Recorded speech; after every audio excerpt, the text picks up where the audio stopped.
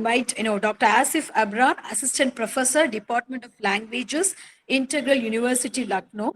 He's going to present a paper on casteism, women, and exploitation of Dalits in Burma's Karuk. So something about, I want to say some one or two lines. Burma's Karuku is an autobiographical novel that tells about several issues of violence on Dalit women, sexual harassment, domestic violence, and marginalization and exploitation of Dalit women. And also, it tells about whole community how Dalits are under threat at the hands of the upper class society. So, Burma, in this novel, she tries to project the social reality of Dalit women who struggle for their survival. Okay. So now over to Dr. Asif Abrar, Assistant Yes, Professor, Department of yes, Language, ma'am. Yes, ma'am. Integral University, Lucknow, to present his research paper on casteism, women, and exploitation of Dalits in Burma's Karuku. Over to him. Yes, sir. Yes, yes, ma'am.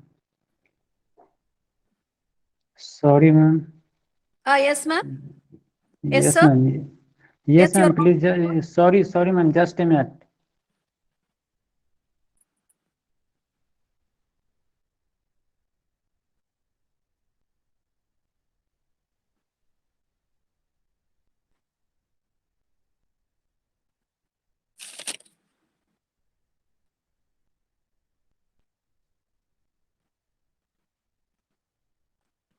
So may I invite Dr. Asif Abrar, sir.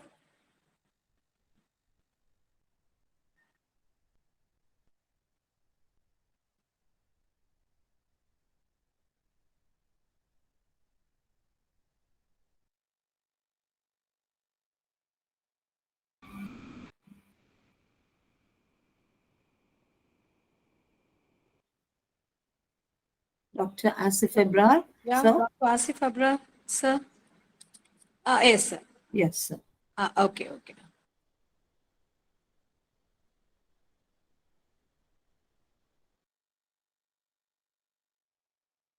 Yes, sir, you can begin, sir. Yes, ma'am. I Yes. am beginning. Yes, sorry for technical disturbance. Yeah, some technical. Yes, yes, technical issues. Yeah. Yes. Good afternoon. I am Dr. Asif Abrar, Assistant Professor, Department of Language, Integral University, Lucknow. The topic of my paper is Casteism, Women and Exploitation of Dalit in Burma's Krak. First of all, we begin that the word casteism is a social problem in any country. Especially I am talking about India. In India, people belong to various religions. However, the major population is of Hindus. The Hindu religion has been divided into four ones: Brahmins, Kshatriya, Vaishyas, and Shudras. The culture of all these castes varies, though they belong to the same religion. Among all these castes, Shudras lost their original identity with the passage of time and came to known as Dalits. They were also known as untouchables. These Dalits are excluded from the other three ones and suffered from culturally, religious, and politically. This suffering created a middle gap in the society leading to the caste conflict, and because of this, Dalits became the worst victims. It is pathetic to say about women's condition that women have faced and are facing a lot of pain, pangs, and traumas in each and every society. We can say that women are marginalized triply on the basis of class, caste, and gender. Women are considered vulnerable to sexual violence and abuse because of their genders and caste. Such types of traumas and exploitation has been explored by Bamas in her autobiography Krak. In Kraku, Bama reveals what she has faced in her life from early age to adult, whether it was her school life, college life, and in the society being a woman. This novel reflects the suffering of Dalit women in a patriarchal and caste-based society. They were trapped in many societal and patriarchal rules. Bama explores the hardship, and everyday reality of Dalit women. In this text, the image of women has been drawn as the wage workers for supporting their family through her income. Despite this, they don't get proper place in the society. Women don't get proper wage for her work in the comparison to the male. She get less money in comparison to the male figure. Further, it has been observed that the money that has been earned by female used to spend on the household affair to run the family, but men can spend their money according to their own wishes and needs. In the society, women faces sexual abuses and harassment. Such types of themes and ideas has been explored by Bama in her novel entitled Karaku. Bama has also expressed the sexual exploitation of Dalit women at the workplace and as well as in their homes. She suggested that casteism is everywhere, even among the writers and academicians. They talk about casteism, write and attend academic deliberation for eradicating it, but hardly has anyone shown any genuine concern. Her sadness gets reflection in these words. I am like a I am like a bird whose wings were broken. After its wings have been broken, it is protected only if it stays within its cage. But if it comes out, it can only flap its wings uselessly, unable to fly.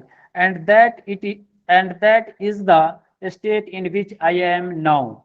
She is not terrified and anticipates flying again like a bird, expecting that there would be strength in her wings. I don't know when my wings will heal and gain enough strength so that I too will be able to fly again. Just as a people throw sticks and stones to wound a wingless bird, many people have wounded me with their words and deeds. Yet I know I am moving forward slowly, step by step. In the last, undoubtedly, Kroku delineates the suffocation and the suppression of marginalized Dalit women. The narrative captures an open and evocative economy of women. Karaku exposes the inner strength of marginal women and explores the realistic description of the subjugated existence of Dalits. Bama's experiences show a new insight for Dalit women. If marginalized women are united, they can face boldly and successfully all the challenges of their life.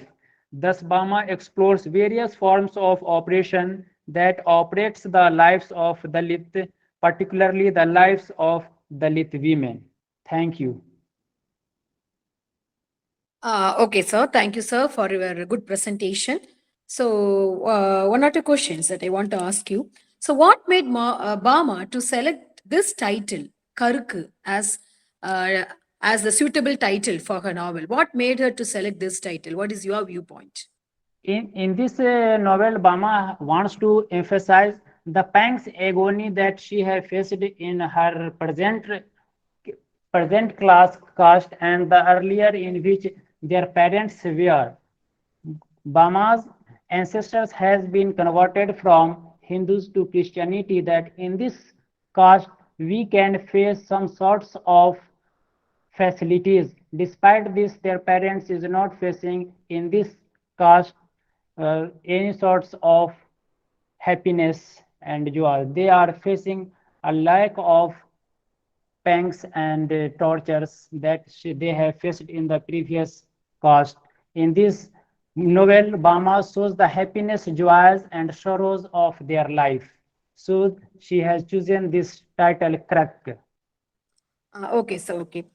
So the novel was written in year 1992. So after Yes. 30 years of writing this novel, it's all about Dalits, women suffering in general, the oppression of Dalits under the hand of the upper class people. So what do you think in the present situation, or their condition has improved? What about the Dalits' present condition? What do you want to emphasize? It has some extent improved, but it has not achieved the highest peak. It has not completely eradicated Still, the Dalits, especially women, are facing such types of problem in the society right now also. They have not totally eradicated. Such types of pangs and traumas have not been totally ignored or eradicated from the societies. Okay. Every now and then we used to get some news about their harassment and all such things. Okay. Thank you, sir. Any questions from audience side? Any questions, any queries from audience side? No. Okay, thank you, sir. Thank you, Dr. Asif Abrar, for your lucid presentation. It's really good. Thank you for being with us. Thank you. Thank you, ma'am. Thank you. Okay, sir. Okay. So now Okay. we'll move on to the, I think Miss Jatinda Kaur is there. Yes, ma'am? Yes, ma'am. Okay. Yes, ma'am, I'm here. Okay. So now let me give the introduction about her presentation. So it is a paper jointly presented by Dr. Disha Khanna, supervisor of GNA University, Dagwara, Punjab, and Ms. Jatinda Kaur, research scholar, GNA University. So the title is Tough Woman in Meena Kandasami's poetic work, Miss Militancy. So Meena Kandasamy is an emerging woman writer in the present Indian scenario. We know her as a poet, translator, and also a social activist. She writes for the marginalized people and also about caste system in her works. She is born into a marginalized nomadic tribe. So she views about caste expression, and in her, especially in this poetic work, Militancy, she writes about the caste-based Brahminical Hindu society and that is oppressions under patriarchy. Okay, so now Miss Jatinda Kaur, the research scholar, she's going to give her viewpoints about tough woman in Meena Kandasami's poetic work, Miss Militancy. Over to her. Yes, Good ma'am. afternoon, academicians. I am research scholar Jitinder Kaur from GNA University, Fagwada, Punjab. I am pursuing my PhD under the supervision of Dr. Disha Khanna. So today I am presenting my paper, and as ma'am said, my paper's title is Tough Women in Meena Kandasami's poetic work, MS Militancy. As we all know, literature reflects every person's life, and this is a mirror of the society. What happens in the society, we can see everything through this mirror of the literature. There are so many genres of literature as drama, plays, any other things, and poetry. This is one of the most beautiful genre of the literature. So my present work is about the poetic work of poetess Meena Kandaswamy. Mind is ignited by the literature. We all know that when we see so many actions and things of the society through the literary lens of the creative writer, then really it ignites our mind. If I talk about Meena Kandaswamy, she is a poet, translator, novelist, and activist. She's definitely separate figure from other writers because she presents her view in a very blatant manner and in aggressive manner. The inner voice of Meena Kandaswamy urges women of oppressed society to raise their voices against these patriarchal norms. Meena's poetry revolves around caste issues, sexuality, violence, and gender oppression. As we all know, Meena always said that a woman of Dalit is always oppressed twice. First of all, as a woman, and secondly, women from lower class. So I am here going to quote Meena Kandasami's words. My poetry is naked. My poetry is in tears. My poetry screams in anger. My poetry writhes in pain. My poetry smells of blood. My poetry smells salutes my sacrifice. My poetry speaks like my people. My poetry speaks for my people. Unquote. Every day, every second, women has to fight for her existence, especially in our country, India. Dr. Disha Khanna is my supervisor as well as she is a poetess. And She writes in her words about women that is she the one to earn and make the family sustain, or she is a bundle of joy, born to nurture in the so-called democratic world, born merely to endure day and night, born to bring smiles but not to cherish one for herself, born to endure every pressure with open arms and smiling face. So beautifully, Dr. Disha has written about the women, that women sacrifices her every wish, her every dream for family and society, but nobody bothers about her. Violence and women mental trauma always affect negatively to women's health and even affects to her reproductive capability. If a woman always tolerates a man's dominance, then this is clear-cut invitation to him, means to man, to for the exploitation, and total freedom of a woman is exploited by a man. How ridiculous is this thing that a man uses women's body for his lust and he doesn't recognize and respect a woman as a human being. This is the very dark side of, you can say, human relationship of men and women relationships, especially in our society. Online news channel Times of India's latest news was updated on 23rd of September. It presents really very bad side, that a girl of 19 years was missing from Rishikesh resort in Uttarakhand. She was working as a receptionist in a hotel, but after refusing to provide extra service, means service of prostitution to the owner of the hotel, then she was pushed from a cliff into the river. And for this, Meena Kandasamy writes in her poem, and her words I am going to quote: "This woman, she is slut, and that girl over there, she is the glutton, and I am a bitch with tattoos on my lusty thighs. This dark lady has storm in her speech, which one strikes gold. As a part-time witch, there will be no blood on our bridal beds. We are not the ones you will choose for wives. We are not the ones you can sentence for life."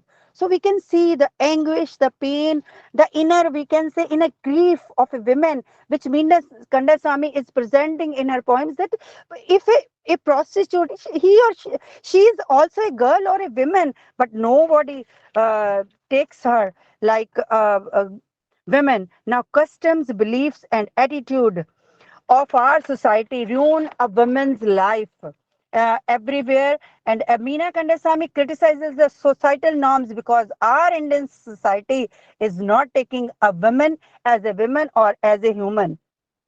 How painful is for a woman to think that she can be physically used as a prostitute or sex worker, but she can't be taken as a wife. This is the double standard of a male dominated society. We often see in our society that a man who is going to a slut or a prostitute to fulfill his bodily desires, physical desires, but he never pays respect to that woman as a woman. So, Kandasamy presents this state in her poetic words like this: I am a dead woman, walking asylum corridors with faltering steps, with felted flying hair. Once I was a wife, beautiful, married to a merchant, shifty eyed. I shed my beauty, I sacrificed my six senses. Some called me mad, some called me mother, but all of them led me here to this land of the living dead. How painful is to read these words, so we can understand when a woman passes through these conditions, how painful, or how we can say that traumatic this condition is for that women. Today is the era of digitalization and modern world. Still, many women are leading a life of 16th century.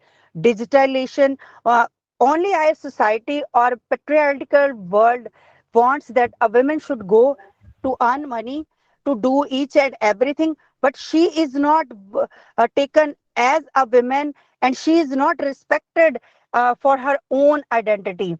We all know that still a woman is treated as a property. Means if she is in the parents' house, then father is dominating her. And if she is in the after marriage, if she is in the husband's house, then husband is dominating her. And in the old age, a son is dominating her. This is the bitter reality of our society. And we can't say that every woman is free. Up to some extent, maybe this is the story, not the story of every woman, but up to 80%, I can say this is the percent, nearly about 80% that it happens in our Indian homes. So Meena Kandasamy writes about this in her in her poetic words that she learned to nurse every rumor like a love bite in her defense.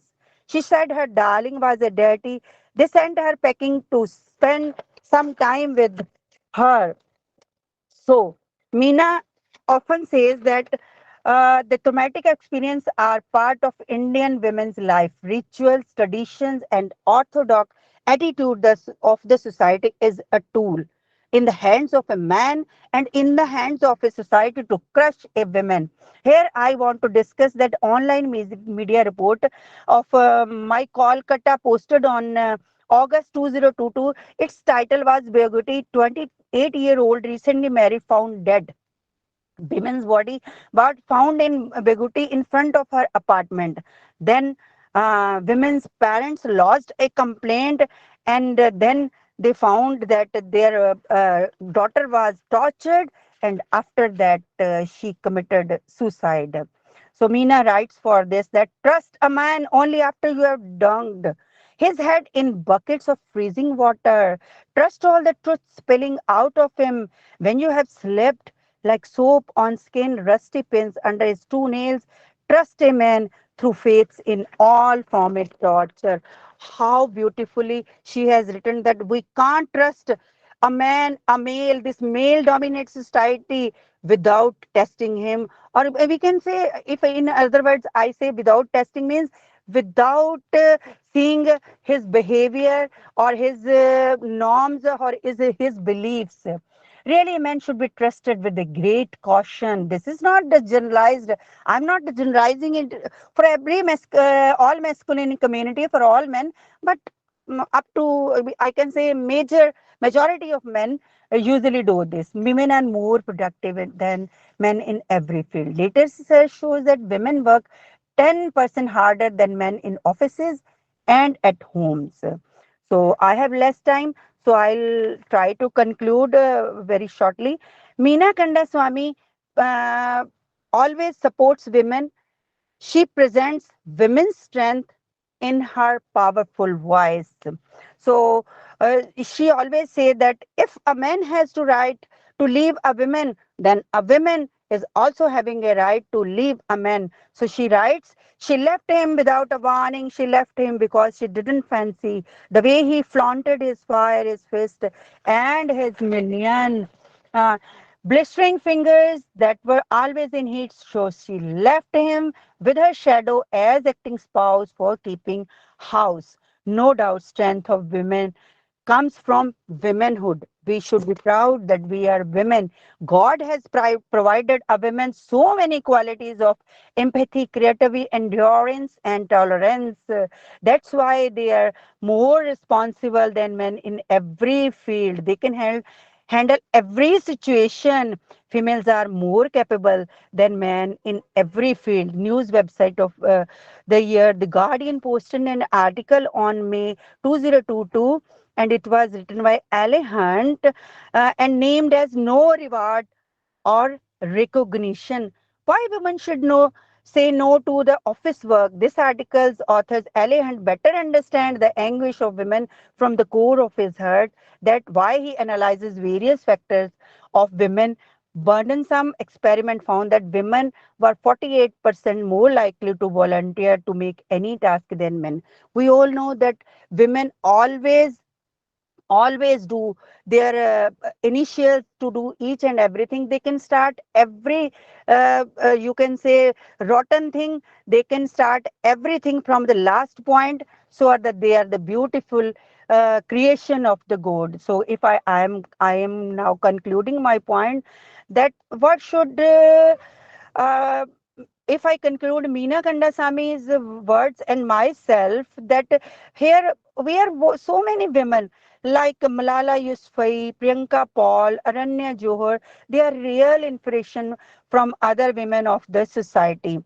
Government runs various program of women, no doubt, like Beti Bachao, Beti Padhao, Ujjwala, Swadhar, and Nari Shakti Puraskar. Good initiatives, but what a society can do for the women is this, that there should be social awareness among the people. No doubt NGOs are working well. If what writers can do, writers can write good quality of literature, as Meena Kanda Swami did. This is the powerful, by her powerful wording, she raises a woman's voice. So these are really motivational for all the women.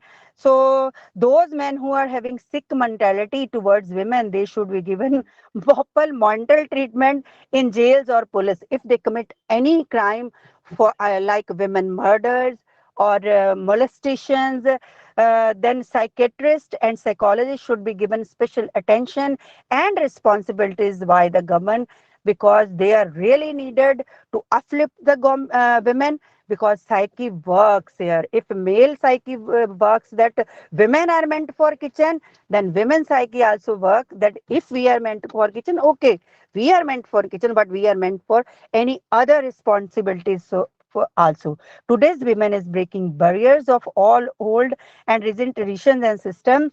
So they should be respected and they should be treated like all human beings. So really, this is Meena Kanda Swami's work, MS Militancy.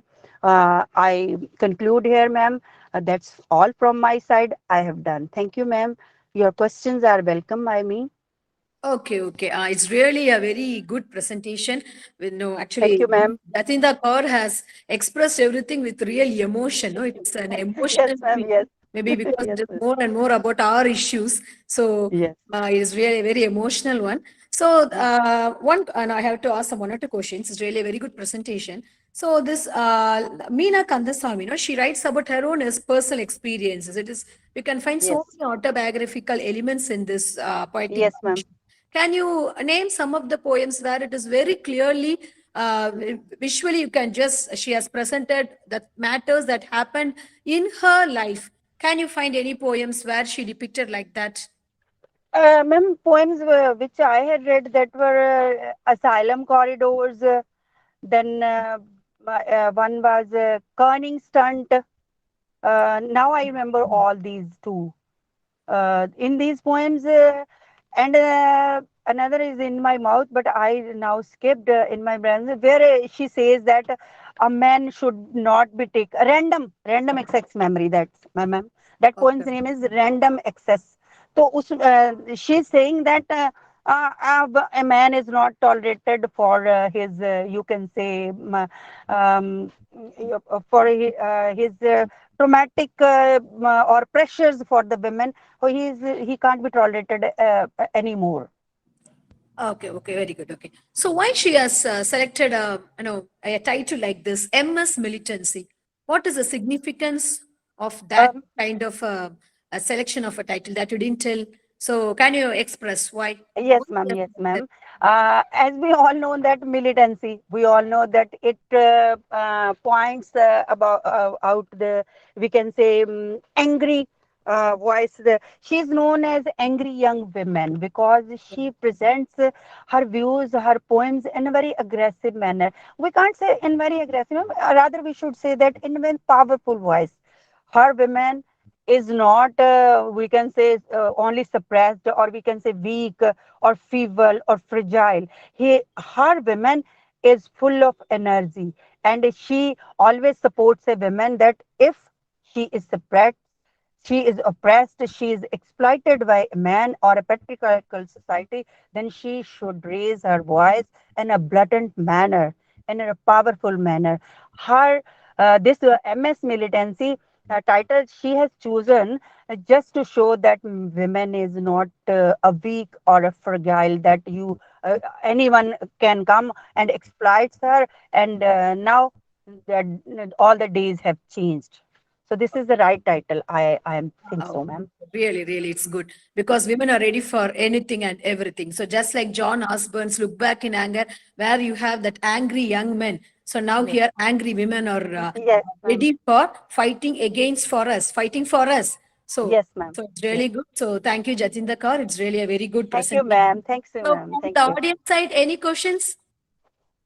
Do you want to ask any clarifications, any doubts? Do you want to ask to Jatinder Kaur any questions? Okay, okay. Okay, there are no questions. So thank you, Jatinder Kaur, for joining Thank you us. so much, ma'am. Thank you, ma'am. Thank you. Smita now- ma'am, just 1 minute. Huh? Okay, ma'am. I would like to inform the presenters that those who have conference number 2, because I can see the presenters of conference number 2 being here. Kindly check which is your conference room number. Okay, thank you very much, ma'am. Okay, ma'am. Okay. So now we have the research scholar Pooja Rani. Pooja Rani, research scholar of BPSMV, Kanpur, Kalan, Soniput, India. So now her title is, I think she's there. Her title is Resonance of Existentialism in Mary Shelley's The Last Man. Resonance of Existentialism in Mary Shelley's The Last Man. So, Mary Shelley is Percy Bysshe Shelley, the romantic poet's wife. So, it is a more mature expression of existentialism. The novel gives a unique existential and anti-romantic vision of the future.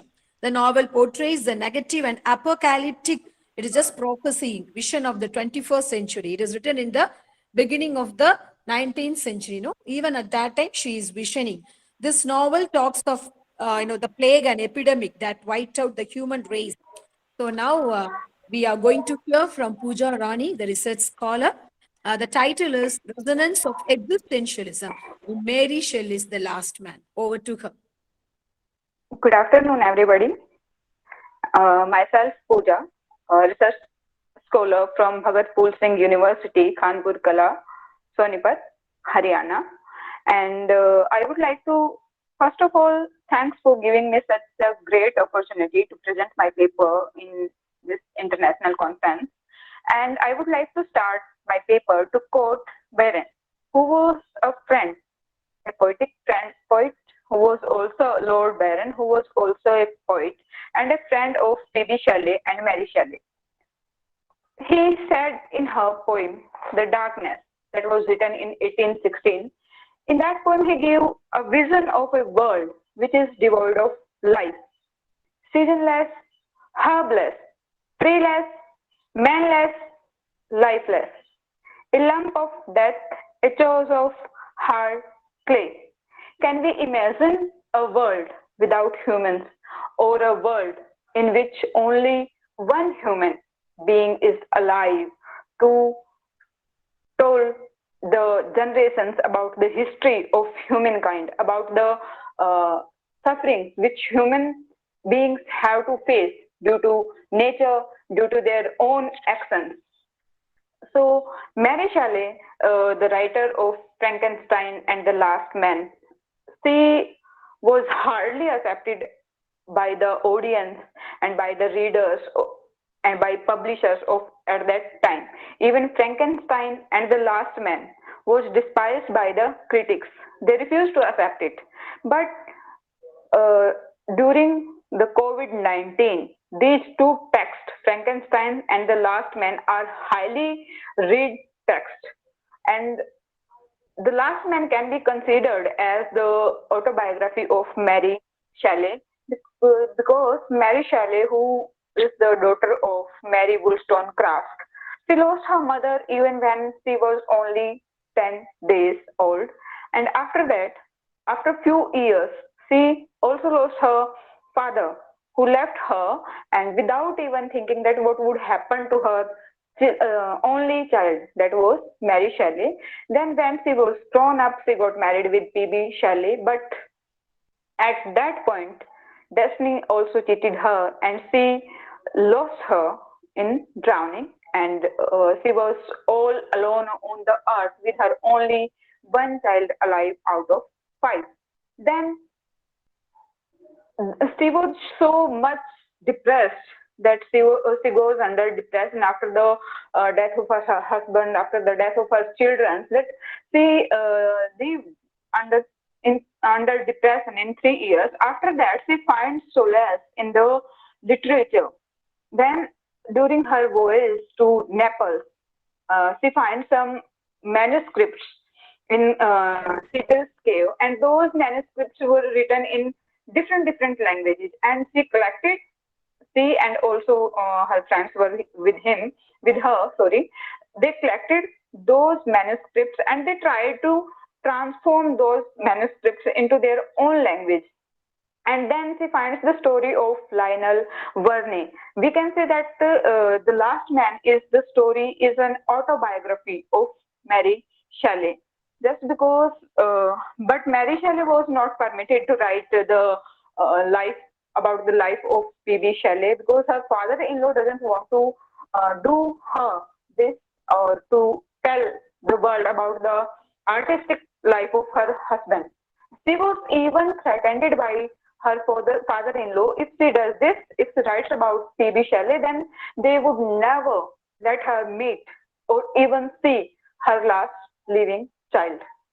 But she was highly convinced with the feeling that she wants to tell the world that the most and the supermost important thing in the world is only human relations, that emotional relief which Mary Shelley felt with the which Mary Shelley shows with the story of Lionel Verney. Lionel Verney represents Mary Shelley herself. Then there is another character, Adrian, who is the Earl of America, that represents P.B. Shelley. Then there is Raymond. Raymond represents Lord Byron, who was a friend of Mary Shelley and P.B. Shelley. Then there are 2 and 3 more characters, female characters, which represents her stepsister and her mother. Lionel Verney, who then there are 2 incidents. There are one is the Revolutionary War of Napoleon that ravaged the half of the country.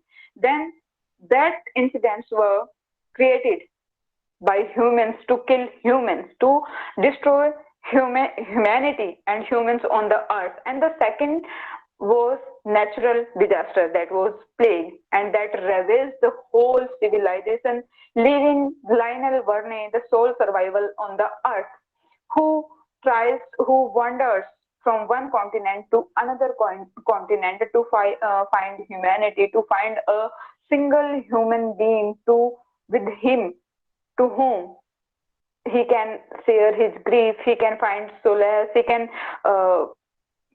he was so obsessed with the feeling that he has left the all and alone on the earth and there is not even a single human being.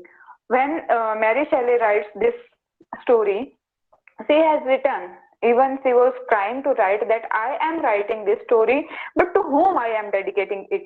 I am writing this story, but who will read this story?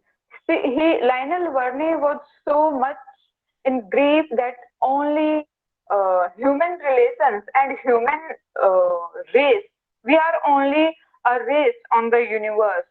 Doesn't we think that we are the superior, we are the creatures of the universe? No, we are just like other creatures on the world, and human race can also be extinct from the universe, just as the race of dinosaurs has been disappeared from the universe. So we need to think that we are only living beings. That is the universal truth, and there is we can not win death. That is the final reality of life. Then what's the real purpose of being on the earth? We need to find out the real meaning of human life on the earth. But in the present day, as we have with the rise of COVID-19, we have seen that we are not quite sure that what is COVID-19. It is man-made disaster or biological weapon, or it is natural disaster. We are not sure, but we have listened all these things that it is a biological weapon created by so-called some country. I would not take the name of that country, but we have listened all these things. But first of all, we need to think that we are humans. and we have the capability to think, we have to the capability to share our grief, share our feeling with the others, and what we are doing. And if we are trying to destroy our own existence, destroy our own race, then who will be on the earth? What will be the earth world? Because all other creatures will flourish in the same manner as if they are flourishing in recent. They will flourish in the same manner. There will be no effect on them. The universe will go on. The life of other creatures will go on in the same manner. But what we are doing with humans have been uh, humans have been given the special power to think. They have been considered as the supreme creature on the world. But perhaps we have forgotten that we are not sent. We are not staying in the world permanently. We are on a trip. And what's the real meaning of everybody? Every single human has his own unique purpose, and we need to find that particular purpose. We are not here to rule the other humans. We are not here to pull the leg of other humans. We are just a community, and we need to understand that what's the real meaning of human relations. And uh, Mary Shelley had portrayed all these things: the value of relations, the pain of loneliness, and that it is just like impossible to survive if we are alone. Then we need to think that it's our responsibility.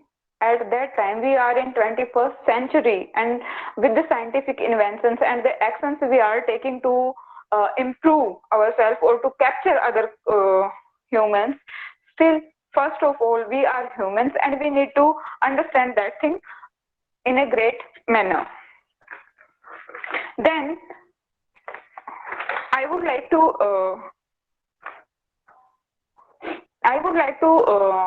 describe the role of nature. Nature has, which Mary Shelley has portrayed very beautifully, very amazingly in her novel The Last Man, that nature has its own flaws. Nature has the power to relieve all the grief of humans, but we, in our greed, we are destroying nature. And nature has the supreme, nature can be considered the supreme power because it has the power to destroy the whole community, as we have seen in many literary texts, or we can say that I am recently working on pandemic literature, and I have read the text, The Plague by Albert Camus, and then there are other texts on pandemic. Then it has been proved that nature is the supreme power, and it has the power to destroy the whole community. Then we need to understand that we are on the earth to make the life of others as smooth as possible and to find the meaning of our life. That is not to control others' life, that to find that meaning with which God has sent us on the earth. We need to understand that we are just a part of it. And I would like to conclude my paper with Thomas Hood's ballad, and which I also feel in my personal life, and it's my experience also. Thomas Hood, in his ballad, The Last Man, written in 1826, there is a man who has worked as a hangman, and who says in his own words, he is feeling lonely, and he regrets over his actions, and he says that, for there is not another man alive in the world to pull my legs. And that's the reality. If there will be no man, there will nobody, then what will be the world? Can we imagine a world without humans? Can we imagine our life without our relations? So as a scholar, as a human being, I would like to conclude my paper that we, in the 21st century, we need to understand that what is the call of literature today. Literature is calling us to understand the meaning of life. That is to achieve our goals, to love, separate love, to help others, to be collectively. Doesn't matter that we are from India, we are from China, we are from America. First of all, we are humans, and that's the supreme thing, as I like to say. And thank you. Okay. Thank you, Miss Pooja, for presenting such a. It's a very good presentation, and it's filled with lots of Thank you, ma'am. information. So, I want to ask you a question. So, this novel is about, about the last man.